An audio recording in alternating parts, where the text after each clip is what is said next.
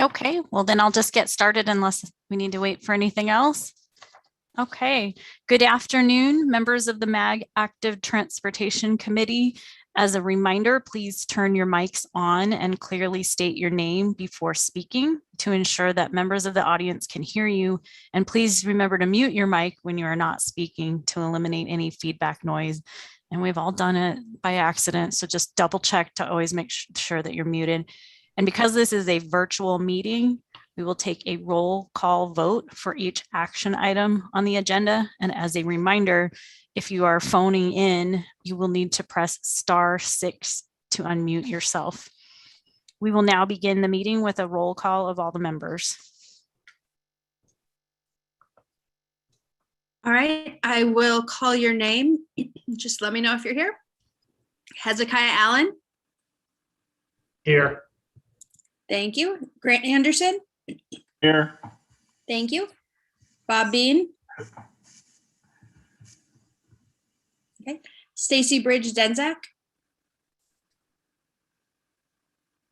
All right. Jessica Brinton. Here. Thank you. Marielle Brown. Here. Thank you. Stephen Chang.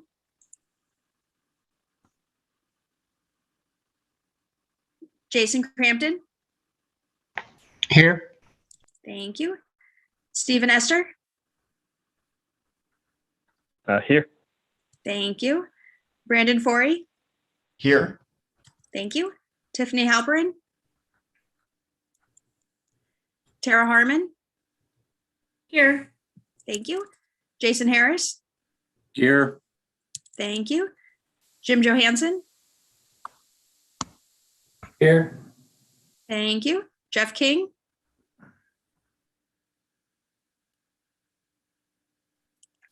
Larry Kirch. Here. Thank you. Ashley Knutson. Okay. Donna Lewandowski. Jose Macias. Present. Thank you. Christine McMurdy. I'm here. Thank you. Omar Peters. Here. Thank you. Randy Proch. Here. Thank you. Woody Scouten. Ward Stanford. Garrett Topham. Ward Stanford is here, sorry. Okay, thank you. Garrett, you said you're here? I am here. Thank you. Justin Weldy. Present. Thank you. Nathan Williams. I'm here. Thank you. Robert Yabez. Here. Thank you. And Susan Conklew. Here. Thank you. Is there anyone else that is here that I did not call?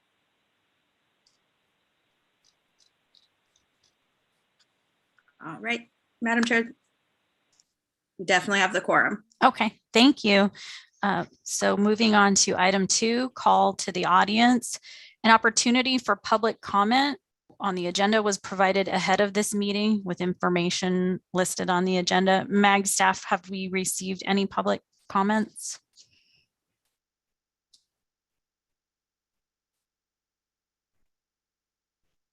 Any? I am not aware of any public comments, Okay. Madam Chair. Okay, thank you. Agenda item 3, transportation staff report. Thank you, Madam Chair, members of the Active Transportation Committee. As you may have seen from various emails, I'm now assisting with the Active Transportation Committee, and for now covering those items previously handled by Jason Stevens. Linda Priano, who you may know, assists with the Transportation Review Committee, and Samantha Samples, who staffs the Street Committee, have graciously agreed to help me with as the committee moves forward over the next few months. I did want to note that as we work on staffing, the emphasis of the committee in the near term will be on core business items, which is evidenced by the agenda today that focuses on design assistance and the ongoing call for projects. I also want to provide a brief update on Momentum 2050, the next regional transportation plan. As hopefully everyone's aware by now, after Regional Council unanimously approved the investment plan on June 23rd, work turned to the final element of the development of the new RTP, which was project phasing. Kudos to our TPC folks. They met throughout the month of July, and on July 28th, Regional Council unanimously approved TPC's recommendation for project phasing of freeway, arterial, and high-capacity transit projects, along with formal entrance into the federally required air quality conformity analysis process. MAG is completing the modeling now as we speak, and we plan to publish the draft RTP alongside the new draft TIP in September for a final round of public review before heading through our policy committee process for Regional Council consideration before the end of the year. Madam Chair, that concludes my report. Thank you. Moving on to item 4, approval of consent agenda. We have one item on the consent agenda, which is item 4A, approval of the June 15th, 2021 meeting minutes. Do I have a motion to approve consent item 4A, or are there? Motion to approve. Okay, Justin, no Town of Fountain changes. Hills. Okay, thank you, Justin. Second, Anderson. Okay, thank you, Grant. And then I was going to say, if anybody noticed any issues of what need any changes on the minutes, let us know before we vote. Otherwise, Samantha will do a roll call vote. Please indicate how you vote for the minutes. Thank you, Madam Chair. All right. Hezekiah Allen. Approve. Thank you. Grant Anderson. Yes. Thank you. Jessica Brinton, sorry. Yes. Thank you. Marielle Brown. Yes. Jason Crampton. Aye. Thank you. Stephen Esther. Aye. Thank you. Brandon Forey. I will abstain. Okay. Tara Harmon. Approve. Thank you. Jason Harris. Aye. Thank you. Jim Johansson. Yes. Thank you. Larry Kirch. Yes. Thank you. Jose Macias. Yes. Thank you. Christine McMurdy. Aye. Thank you. Omar Peters. Aye. Thank you. Randy Proch. Aye. Thank you. Ward Stanford. Aye. Thank you. Garrett Topham. Aye. Thank you. Justin Weldy.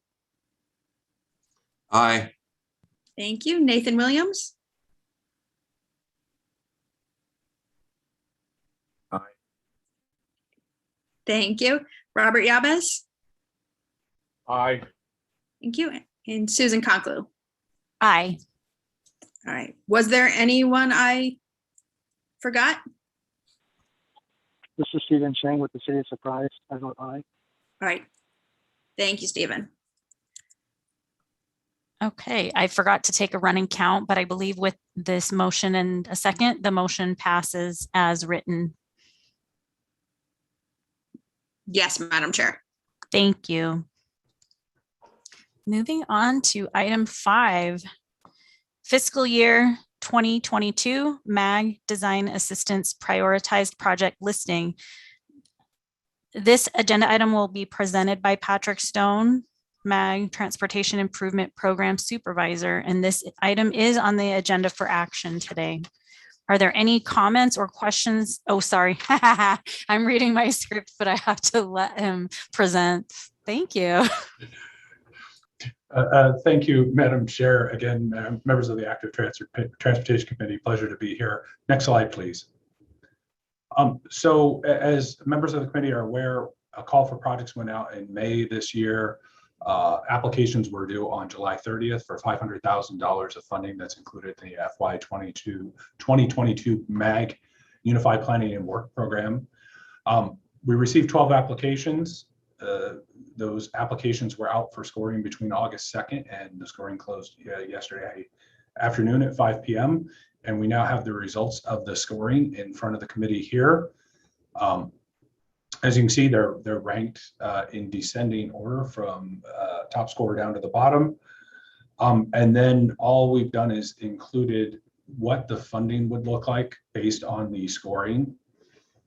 The recommendation to the committee today is just for the prioritized ranking of projects. No funding decisions are made with this. It's merely just to confirm that the scoring is accurate and represents this call for projects. With that, Madam Chair, I would be happy to answer any questions about the scoring or about the process. Thank you. So do we have any comments or questions before we entertain a motion? Anyone? Madam Chair, Robert Yavis, I have a Thank you. question. Okay, go ahead, Robert. The ones that are not funded, are they eligible for closeout funding? Like you Robert, used thank to- Madam Chair, Robert, thank you so much for that question. Yes, as a matter of fact, they are. And as we look at the funding list, the Apache Junction project that sits right above the cutoff line, which was only partially funded, could also compete for closeout funding for the balance of that amount. But yes, the projects, because they have gone through the appropriate process and have been evaluated, scored, and ranked, makes those projects eligible for closeout. We will be coming out later this year with the closeout request. So yes, those projects would be eligible for closeout funding. I will note the design assistance grant funding is at 100% funding. Those projects that do go into closeout would be required to have the 5.7% match. Thank you. No, thank you. Madam Chair, I have a question. Yes, go ahead. Is it Justin? I can't tell sometimes with It's Justin. my screen. Go ahead, Justin. In regards to the timing, when will these agencies know that they have been awarded their grant for the design assistance? I apologize. One moment, Madam Chair and Justin, I'm just pulling up the schedule. While he's pulling that up, if I remember correctly, it normally goes to regional council sometime September or October, where they give the official, but Yes. let us know what you find on your screen. Thank you, Madam Chair. And as you were spot on, yes, these will, the next step, Justin, after this, is we will take the recommendation from this committee. If the committee chooses to move it forward, it would then go on to the TRC agenda for August 26th. And then moving through management committee on September 8th with final regional council approval on September 22nd. Thank you. Thank you. Do we have any other questions or comments? If not, is there a motion to approve? So moved. This is Jason and Chandler. Thank you. Do we have a second? Robert. Oh, I'm sorry. Go ahead, Greg. You go ahead. Second, Robert Yavis. Thank you, Robert. Samantha will do a roll call vote of all members participating. So please indicate how you vote. All right. Thank you, Madam Chair. All right. Hezekiah Allen. Aye. Thank you. Grant Anderson. Aye. Thank you. Jessica Brinton. Aye. Thank you. Mary L. Brown. Aye. Thank you. Stephen Chang.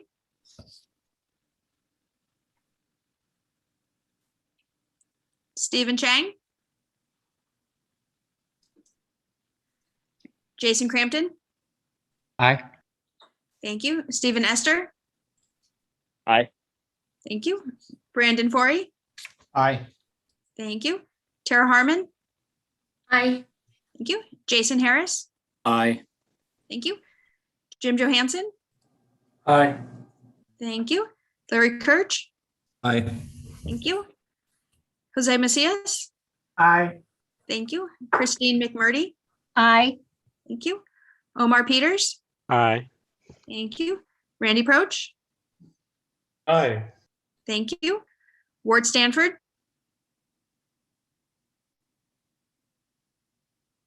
Ward Stanford. Aye. Having difficulty getting my mic to work. Sorry. No worries. Thank you, Ward. Garrett Topham. Aye. Thank you. Justin Weldy. Aye. Thank you. Nathan Williams. Aye. Thank you. Robert Yabez Aye. and Susan Conklu. Aye. Is there anyone that was missed?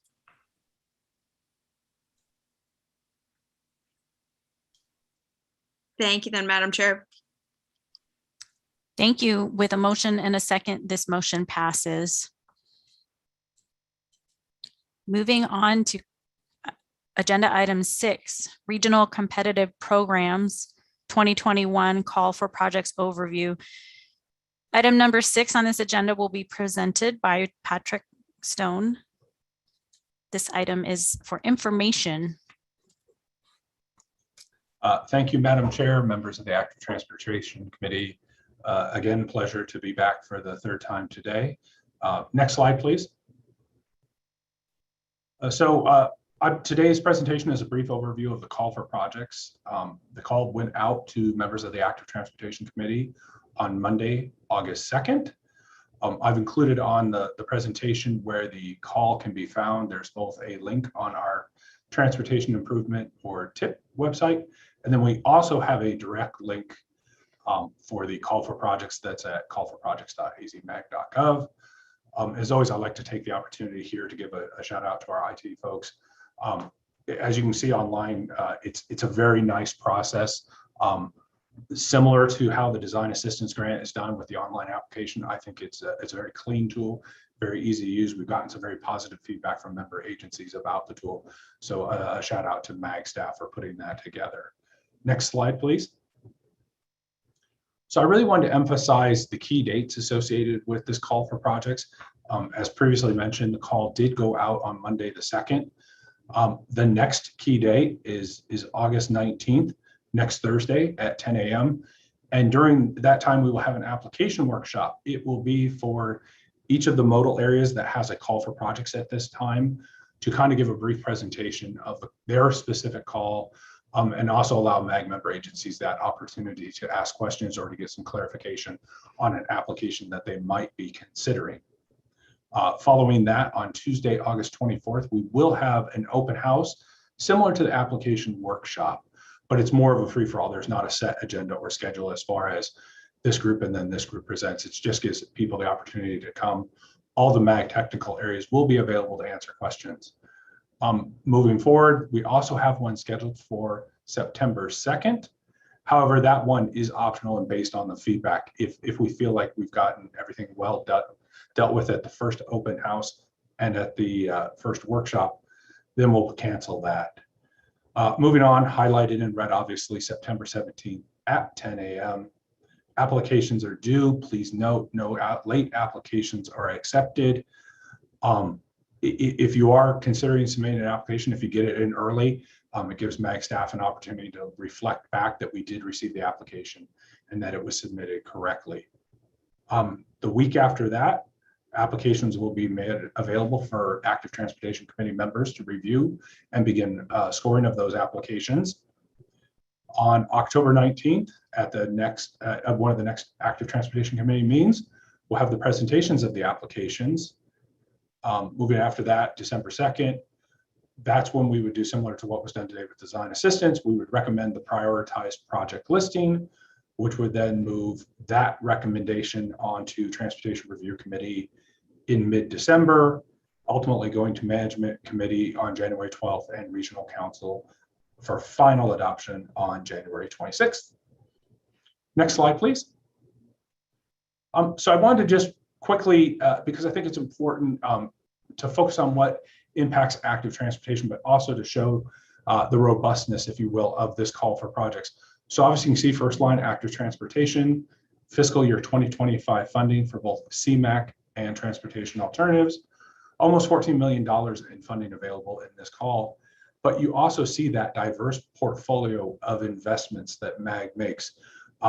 Air quality, well represented with street sweepers, paving unpaved roads, projects in Pinal County, the safety components, and then also our systems management operations, which, as you can tell, has the single largest call this cycle at just under 23 million for a grand total of just over 48 million. Next slide. And Madam Chair, members of the committee, that concludes my presentation. I'd certainly be available to answer any questions you may have. Thank you. Are there any questions or comments from members of the committee? Yes, Mrs. Chair, this is Jason and Chandler. Just had a quick question. Maybe Patrick, you might have addressed this, and I apologize if I missed it, but it seems like there's a long gap between active transportation review of the projects and then active transportation scoring. Are we doing several months worth of presentations? Or I know in the past we've done long meetings, like 4-hour sessions, but what is the plan for active transportation on this? Madam Chair, Jason, thank you so much for the question. And apologize if it does seem not the same as previous years. What we did, and hopefully we're successful, we'll certainly find out as we go through the process. We started with where we wanted regional council approval, which was in January, and we worked backwards through the committee cycle to get those items scheduled and get those dates calendared. We at one time did actually contemplate going to December regional council, but we obviously couldn't make that work. I do agree there is a bit of a gap between October and December. I will double check. It could just be the variance of the committee schedule, but I will certainly double check on that and get back with the committee and identify certainly by the next meeting what the plan is if something needs to change. Thank you. Yeah, that's especially important if time-wise it ends up needing to happen in 2 meetings instead of 1. And I know we've done that a couple different ways before. And Madam Chair, Jason, you know what? I am looking, and I'm going to apologize. I'm wondering if this got crossed up with another committee meeting, because I do believe that date is actually Tuesday, November 16th. So we'll certainly go back and make sure that gets updated. But that active transportation committee meeting is actually November 16th. Okay, thank you. No, I appreciate that. Thank you so much. Madam Chair, this is Christine in Goodyear. Go ahead. It's just a comment. It's something I noticed when I was going through the applications. This is, I think, the first time we're awarding that extra point for projects that are in the MAG active transportation guide. And I noticed when I was going through the projects, and somebody can correct me, I think there was only one project that was submitted that was in the MAG active transportation plan. I'm still a little uncertain about why we do this extra point. If it's a project that's in the MAG active transportation plan, it seems to have its own endorsement. Whereas maybe we're better serving the region if we're awarding that extra point to a city that's submitting for the first time. It's really just an observation. I don't want to upset the flow here. And also I want to throw again, kudos out to MAG staff for the IT piece of this whole process. That it's made it so much easier to go through all these project applications and score them and go back and make changes and that sort of thing. So again, thank you very much for that, because I remember a time when I was printing everything off and going through a whole lot of paper, and God, I really don't want to have to go through that again. But just maybe another thought about that extra point. It just doesn't seem to be doing much. So thank you. Thank you. And Susan, this is Jason again, just to add on to that comment. Yeah, I certainly understand the desire to have that point in there for the regional active transportation plan projects. However, I guess my concern that I noticed during the design assistance review is that there was only one option. You could either get 0 points or 10 points for that, whereas all of the other scoring criteria is more on a gradient where, you know, one project might get 18, another project might get 15. And so it doesn't really separate the projects quite as drastically as that one measure did. And so I don't know if there's a different way to score it, but like a full 10 versus a 0, it just seems really harsh, and it kind of adds more to the weight than I think was intended when we approved that. I don't know if anybody else had any thoughts on that or not, but that was my thought. Thank you. Brandon, you have your hand raised? Yes, thank you. I guess I wanted to give a slightly different perspective. I've been out of this committee for several years now, so this is my first splash back in, and I just want to reiterate that statement that the review of the applications was so much easier this time, and I really appreciated that because it has been downright painful sometimes. But this was very streamlined, very efficient use of time on my part to actually review the applications and rank them. But to give a slightly different perspective, I felt like the additional 10 points, first off, whatever that point advantage is, it can be removed from our criteria entirely because it's something that's outside of our control. So that can be tacked on to projects by MAG staff as they're doing the ranking, and should not even be part of our review process. In my own opinion, we can maybe have a note whether it is one of those projects or not, but we shouldn't. I don't know if you could even fiddle around with those scores. I know it was automatically 10 points, but if it was not on the RTP, that I don't know if you could actually click yes accidentally or give it some points. But as far as the weight, I didn't feel like the 10 points was a make or break. I felt actually that it was a decent balance. A few of the projects for my ranking, and I know there were at least 2 projects that were on the RTP, I believe, it didn't have as big an impact as I thought it would in the final ranking. In fact, I think those projects for my ranking were a bit lower, at least one of them was, and it didn't help it out that much, even though it is 10 points. So from outsiders, somewhat of an outsider's perspective, it actually felt like a pretty good balance without being overpowering, but still providing some extra emphasis on those projects that are in the RTP. Thank you, Brandon. Welcome back. Thank you. Although I do have to note it's only a temporary assignment, as our new traffic engineer, Austin Kennedy, will actually be taking on the role representing Peoria, formerly held by Randy. Okay, great. Well, thank you for your input on that. Are there any other comments, questions?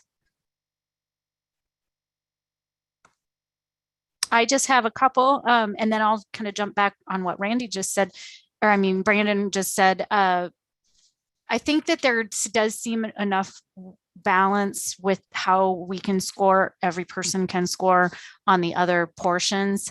And, you know, this gets into a bigger discussion we've had in the past, but as long as you are scoring everything consistently with how you as an individual score and how you feel overall on the other items. I don't happen to remember how everything was weighted, but you know, that could be a future discussion for us if we would like to revisit that the way we did when we originally had that as that action item, and that can be a future one if anyone would like. I have, bringing it back to the current call for projects, I do have one question in case I'm not able to attend the workshop, but on the cost estimate portion, I really love these online options instead of our old way, but I couldn't tell without entering things in, is the cost estimate portion going to have similar fields to what the old Excel file had, where it was a very detailed with line items, or has anyone reached that point yet where they would be able to tell me? And that's really just for me to be able to talk to our estimator and let them know what to expect. So if it's very different, I want to be able to accurately describe what I need from that person. I'm not sure, Patrick, if you have. Yeah, Madam Chair, I was just actually pulling up the call as we speak, looking at the item. I can definitely see the spot where you can, hold on, I apologize, it just takes a moment to scroll through. Okay, and I wasn't sure quite if a you long can share your application. screen. Okay. Unfortunately, given what I'm looking at, I prefer not to, but I know understand. there is a cost estimate summary section.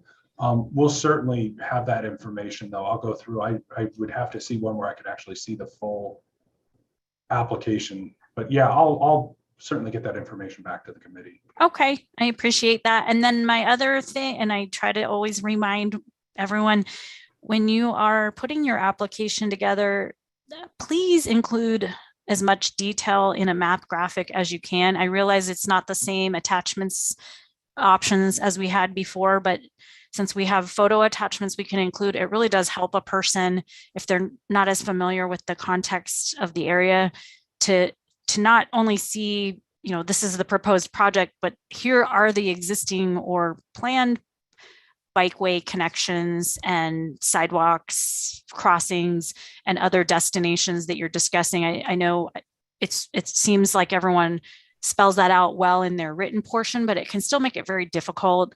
And I always say, do whatever you can to make it easy for people to give you the best points possible on your application to really give it context. And then Nathan, you have your hand raised. Go ahead. I did, and along the same vein of what we're talking about here, I mean, someone that's somewhat new to this committee, have there ever been like, I mean, I was part of the discussion where you get some extra points during the RTP or the active transportation plan, but has there ever been a training of, because there's a lot of questions that fall in line with, is this, part of the purview of the, this committee or the MAG active transportation plan? And I'm wondering, when I see some of these projects that to me seem like almost identical, and then one will make it and then one doesn't. I'm wondering how that works in terms of people scoring, because if I see something similar, it's probably going to be a similar rank. And I don't know if that happens. Has there ever been a training about like, hey, these are the types of projects that we think rank highly, or is it just, it's up to everyone to see what they feel is the best possible project to approve funding for? Because I just look at how my rankings went versus the end score, and it was just kind of completely different. So, I'm curious if we've ever talked about that as a group. Thank you. I know in the past, and I don't recall which cycle it was, but I know MAG staff presented at some point a detailed presentation on how things are scored by MAG staff and how they also do, I think, their cost benefit analysis, and then how the committees, this active transportation committee's score falls into that, and what the points are for the various portions of the application. I realize each person scoring it may do something differently, but I know there are certain things, if there's transit connections, a certain number of schools within a quarter mile, some of those things can bring that number higher, but there's a quantitative score and a qualitative score. So if we have newer members now that don't recall that information, that could be an item we add for the future to get more detail from MAG staff.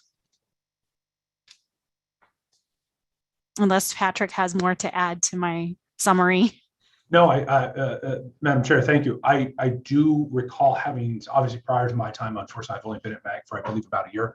I do recall I have seen previous presentations where they did really walk through all of the various components of the scoring and where they come from. I have seen it is very tricky when you try and explain what, if you're looking at a 0 to 5 scale, what a 1 might be versus a 3 versus a 5, when it's, sort of a subjective type evaluation of an element. But certainly we could capture that as something for discussion at a future meeting.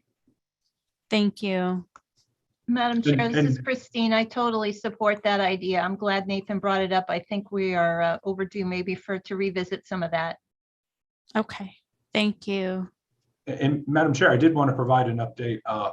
One of the MAG staff that is watching the presentation on YouTube was able to double check and confirm that there is detailed line items for the cost estimate on the application, and they were very much modeled after the budgeted section from the Excel spreadsheet. Thank you. That helps me a lot. I appreciate it. Okay. Is there any other question? Nathan, your hand may still be raised from before unless you have another question or comment. That's an accident. Okay, no problem. I'll lower it. Does anyone else have questions or comments on the current call for projects? This is Omar from Valley Metro. Hi, thank you. Go ahead. Just on the last comment, I do want to support it also, and I think if there's also a way to have it written down, somewhat like a not a rubric, but maybe a criteria, so that as you go through, you can just remind yourself, okay, yeah, this is the overall goal of this program. I think that will help that process too. Thank you. Okay, any other questions, comments on this item? Then we will move along to item 7. We kind of rolled into that anyway, but request for future agenda items. Are there any requests by a committee member for a future agenda item?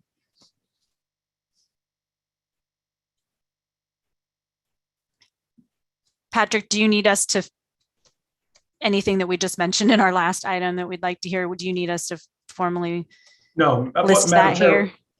we can certainly capture it, and I have written down and captured the thoughts from yourself and other committee members about sort of a reflection on the evaluation process and how that's conducted, and we can certainly bring that back at a future meeting. Okay, thank you. Madam Chair, I did have one more. This is Nate again. Okay, Nathan, go ahead. Yeah, and I know that there's a lot of items like micromobility and green bike lanes and things of that nature that I'm seeing out in other communities kind of exploding, where we have kind of our best practices for some of that. But we're also very curious what other communities are doing, especially with things like green paint or green, thermoplastic, whatever it may be. I wonder if there might be a future item, if we could, kind of look at best practices and what people have found to be useful or successful or not. As I see this become more, I know those are two completely different things, right? But those are a couple ideas of like best practices that others might have successes or failures on. I don't know. And I was wondering if those might be good items for us to, or interesting items for us to discuss. That would be great. Thank you. So green bike lane markings. I know we've had some previous discussion of what's everyone doing. Could you send your information to us? That would be a great one to add. And then even just to know their lessons learned or suggestions from each community. And then the micromobility could be similar. Several cities that already allow e-scooters and have regulations have been meeting individually, but it would be great to bring back to the group what those cities are doing and give some kind of overview so that the region can know. So I hear 2 different items that might be great. And then I see 2 hands. Brandon, go ahead. Yeah, that timing was amazing. I wasn't gonna mention micromobility, but that's a good topic as well. But not only green bike lanes, but I would say buffered bike lanes, separated bike paths, contraflow bike lanes and paths, just to widen it up a little bit beyond green bike lanes, because as was just said, there are a lot of new treatments that are exploding across the valley. And I think we all have a lot to learn from each other in those successes and failures. So I love that topic idea, and something other than just talking about funding. Thank you. Funding's very important though. Okay, so that could be a combined item or something we can work on what that agenda item would look like. And then do you have any other, Brandon? No, that's it. Sorry. Okay, thank you. Christine, go ahead. Yeah, it's a tidal wave of support, I think, for that item, because I read recently MUTCD, the next iteration of it, is actually going to have information about complete streets in it. I don't want to put Phoenix on the spot, but I would really love to hear how that's going. They've got a couple of streets that they've applied that treatment to. And then also, how do you help your elected officials understand how important having some of those treatments are? Navigating that conversation to me is like, just scary. And it's that whole, well, the taxpayers paid to drive their car on the street, the bikes not so much, all of that stuff. So okay, so we can come up with some good ideas. It would be great. Okay, Marielle. I just wanted to say I lost my internet connection and I came right back on as I heard I don't want to put Phoenix on the spot. So I was just wondering what guys are in Phoenix is on the trouble. spot for. We were discussing future requests for future agenda items, and some suggestions were to know in the region, people that are using green bike lanes or bike lane markings, possibly buffered protected bike lanes or two-way cycle tracks. So she just wanted to know when we have that item, if it could also include discussion on how to gain support from elected officials and help support putting those projects maybe in a city that doesn't have them currently. And we also discussed a future item for micro mobility in the region, including local regulations. And then I only had one other item myself, unless anyone has more, it'd be great to do a similar, everyone that's doing something so far for bike counts. So I know MAG has their bigger bike count project that I'd love to hear about, but it'd be great to hear locally what's happening in other agencies. Do we have any other requests for future agenda items? Okay, seeing none. Updates from member agencies. Are there any updates or announcements by committee members for item 8?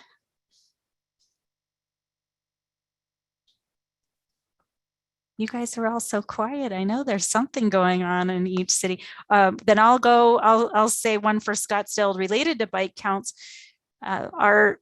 We have a program that we kicked off over the past year using eco counters I believe, I didn't prepare my notes, but I believe we put in 8 new urban multi-post counters for people walking and biking on our path system. And we purchased 2 mobile counters that we can deploy to help us evaluate if we would like more permanent count locations. And then we have a previous 9th location with the permanent counter, but if we can come either to individual cities or give an overview to this committee, we really learned some technical lessons on things to think about before you purchase or before you install. And we'd love to be able to share that insight. Nathan, go ahead. Sorry, me again. I did want to mention that a couple months back, we had some discussions with MAG staff, some of us, about using streetlight data for counts. So I don't know where that ever left off. Yeah, and that'd be great in a future item to combine all those or have its own agenda item from MAG staff. So there are so many new technologies, so it's a moving target, of course, for what to use for counts, but I know that's being utilized by some cities. Yeah, there's lots of good. A lot of us use Strava for regional kind of data, but there's others out there, like you're mentioning, like, again, Streetlight, and I'm sure there's plenty others that can, help us all. Yeah, great. Thank you. Brandon? Yeah, I do have a few updates from City of Peoria that are worth sharing. One is about 2 months, I think it was about 2 months ago, we had our first example of buffered bike lanes in City of Peoria. It's on Deer Valley from 95th Avenue to almost 83rd Avenue. So that's our first example. And we took a lot of suggestions and input from the City of Phoenix in their, some of their experiences. Ours don't look exactly like theirs, but we had a lot of influence from the Phoenix examples. And I also want to share, I went through a situation that sometimes can be traumatic, a road diet. I think we're not using that word anymore, though. A lane repurposing, is that what we're calling it now? So reallocation. Thank you, Randy. I like that. Thank you. Thank you. Desert Harbor, and Randy had a lot to do with this too before he left Peoria. Desert Harbor, I think that was Randy that spoke up. Desert Harbor Drive, it circles back around from 91st Avenue to 91st Avenue, north of Thunderbird. It was 2 lanes each direction, bike lanes and medians. through a lengthy exchange and coordination with the HOA for that entire neighborhood, we decided upon a course of action to provide a buffer lane, a bike lane, and one lane in each direction. And we addressed a number of concerns in the area. We had coordinated with the HOA, but the initial response from a fair number of residents was less than enthusiastic about it. But things do seem to be simmering down finally, and people are, we think, are getting a little bit more used to it. So we did our due diligence in coordinating with our council member and the HOA. So we at least felt pretty comfortable moving forward, knowing that not everyone's going to be happy all the time. So I think it's as good an example as we have, and it's a recent example. So if there is anyone that is considering doing a lane reallocation or road reallocation, pavement reallocation, then I think that's another good topic to talk to other cities who have gone through it. And I know Phoenix has gone through quite a few. So anyone else is thinking about it, there's a lot of lessons to be learned there too, and pitfalls to avoid.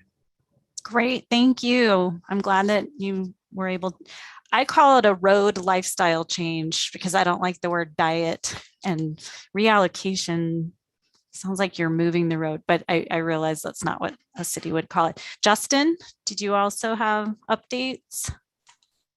Madam Chair, if I may, the town of Fountain Hills would like to request additional information in relation to the bicycle and pedestrian counting devices. We would certainly welcome an on-site meeting or Zoom if one would be more comfortable with that, please. Okay, are you saying from any communities that do use them, you're requesting that information? Was it not you that indicated that you had lessons learned that you would share? I did. I meant I could share at a future meeting with this committee, but I can also reach out to you separately. If you would please, as you know, we have some unique situations here in the town of Fountain Hills in regards to our bike paths and lanes and trails. Okay, great. Thank you. I'll reach out to you offline. And anyone else, feel free to contact me if you have questions in the meantime. If we have no other updates from member agencies, I'll move on to the next item. A reminder to committee members that our next meeting is scheduled for Tuesday, September 21st at 1:00 p.m. through teleconference. Otherwise, we will move, if there's no further business for this meeting at this time with the MAG Active Transportation Committee meeting, we will adjourn. And we don't need to do a roll call for this, so thank you, everyone. Thank you. See you in September. Thank you.